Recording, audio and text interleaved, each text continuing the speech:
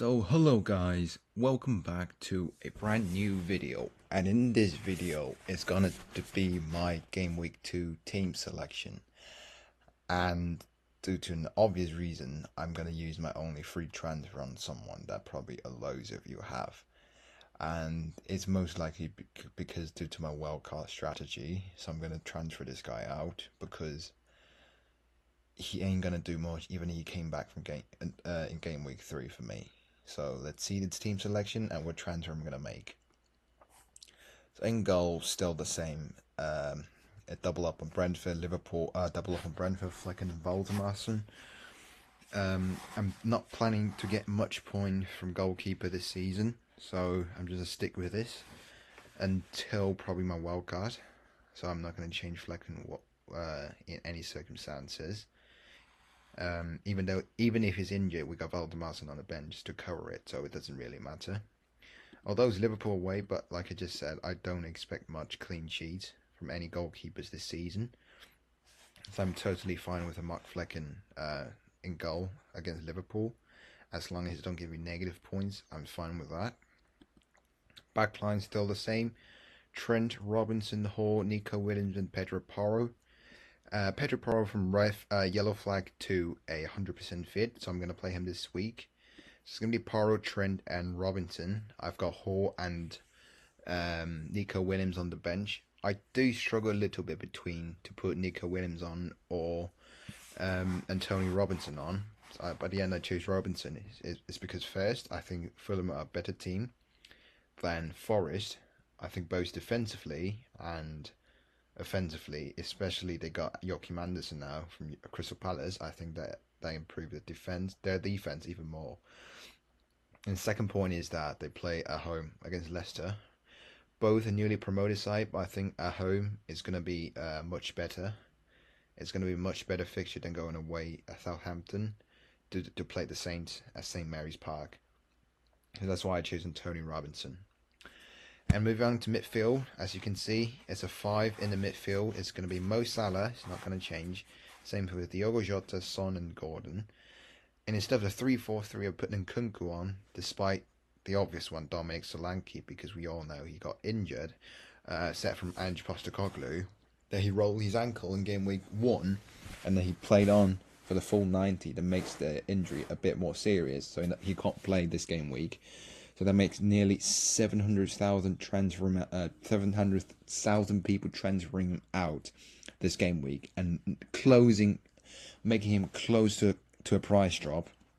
That's one of the reasons I'm going to transfer Solanke out as well. So I put Nkunku in. Nkunku played 2 games consecutively with Chelsea. First game against Man City, he got subbed off 58 minutes. And the second game is the UEFA Conference League playoff match.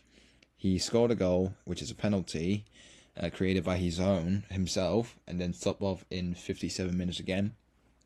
And I think you could see this situation in either way. It could be a positive situation or it could be a bad situation, right? Positive is that Enzo Maresca and the entire Chelsea team are building up the match fitness for Christopher Nkunku. So that's why he played 2 consecutive games for Chelsea. What the bad point is he's just not gonna play 60 minutes every single game, and that make his threat in that attacking side decrease quite a lot, which makes him probably a bad choice then. Because his per 90 are pretty good from City game, 0.24, 0.09, 0.33 expected goal involvement in total. So that's not bad. So we're going to wait and see this Wolves game. If he plays more than 65, I think in the following up fixtures, Christopher Nkunku is still going to be a really, really good pick when he shows the match fitness he can get and the goal threat he can get. I think at 6.5, he's just going to be absolutely belter of a player. So I'm going to hold him for one more week and see how he performs against the Wolves side and how many minutes he got. Can he get returns for me? I don't know. Then front 2 is João Pedro and Alex Isak. I mean, Isak for obvious reasons. First game, he didn't get returned because of the red card, Fabian Schär. I think it's a very soft red card.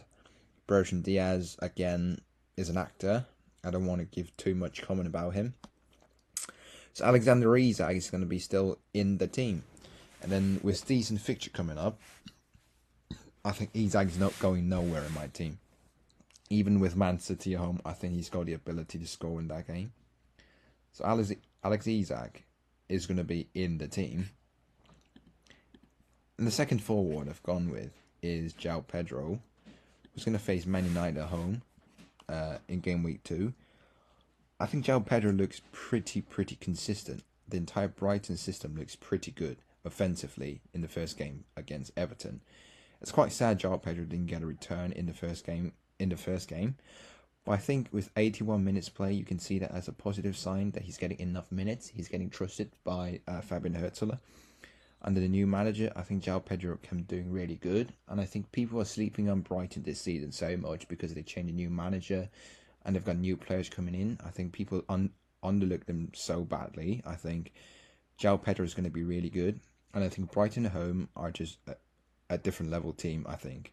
So I think Man United at home is actually a pretty decent fixture for João Pedro. And especially for that game week 4 and 5 fixtures. I'm definitely going to keep him for quite a long time until that point. So João Pedro is going to be in the team. On the bench, of course, the big red arrow of Dominic Solanke, 22.1% selected. I remember it was 29.7% selected before the injury comes out. So that's nearly 8% decrease, and 2.6 mil people chose him before the season start, which is very big. If you compare that, which is clear to a, let me calculate it for a bit, nearly 700,000 transfer out for Dominic Solanke, and that makes him close to a price drop very soon. If not today, it's going to be a day next afterwards. So Solanke is going to be out for my team, although I do want to save the free transfer until game week 3 because I want to make a double transfer by then. But now in this situation, I don't want to eat the price drop for Dominic Solanke because I got other plans in the future. That 0.1 is really important for me, so I'm going to transfer him out. As for who, I'm quite struggling now.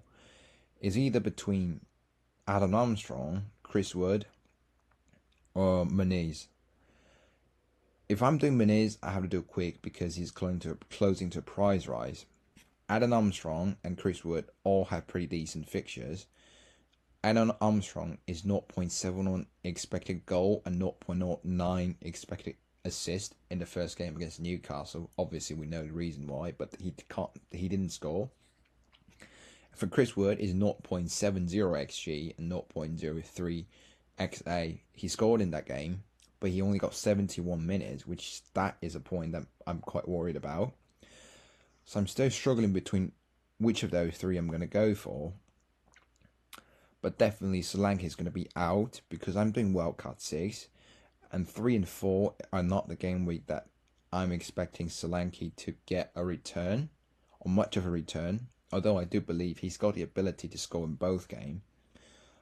But I just don't think that's going to make me enough to eat the price shot. Because those 3 players I mentioned before have better fixtures in that game week 3 and 4. So I might just sell Solanke and get him back later on this season, which is probably going to be, I don't know, game week 11. Despite the City game, I think both until 16 are all good fixtures. So I think I'm going to transfer Solanke out, but to who, I'm not sure yet. We've got to wait and see. But overall, I think the transfer is going to be made tonight before the price drop for Dominic Solanke. Because I do have a plan to get Havertz in game week 6, right? If I got a price drop then, I'm probably not going to get him in at that point. Especially, I've got Diogo Jota, who's probably going to get a prize right soon. Again, that makes him a 7.6 mil. Then I can get Kai Havertz in to the team. So I think I'm going to transfer Solanke out, but to who, I'm not sure yet. But what I can guarantee you is it's going to be one of Chris Wood, Muniz, or Adam Armstrong. And yeah, that's game week 2 team locked for me. And we'll go wait and see how it performs. I made a video in a little bit of a rush, so I hope you guys understand it. And don't forget to like and comment and hit that subscribe button. And I'll see you guys in the post game week 2 wrap up and early thoughts for game week 3. See you guys. Peace.